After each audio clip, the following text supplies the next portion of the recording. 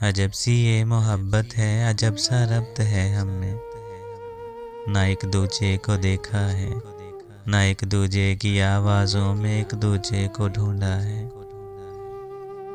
तुम्हें जो कुछ कहा मैंने उसे तुम सच समझती हो, मुझे जो कुछ कहा तुमने उसे मैं सच समझता हूँ। इसी एक चैट विंडो में हम एक दूजे के जीवन के हर एक मौसम में रहते हैं।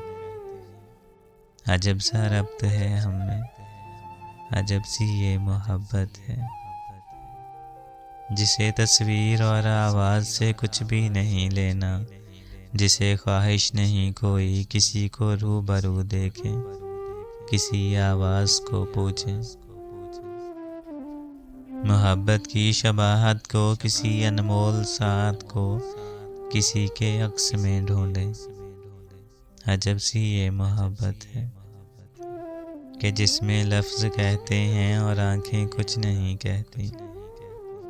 ये लफ्ज़ों से बहलती है, ये उनमें सांस लेती है, ये उन बेजान तस्वीरों में कितने रंग भरती है। अजब सा रब्त है हमें, अजब सी ये मोहब्बत है, जिसे आवाज़ और तस्वीर से कुछ भी नहीं लेना, कि जो लफ्ज़ों की खुशबू से दिलों में गुनगुनाती है, कि जो पलकों पे चाहत के हज़ारों ख्वाब लिखती है।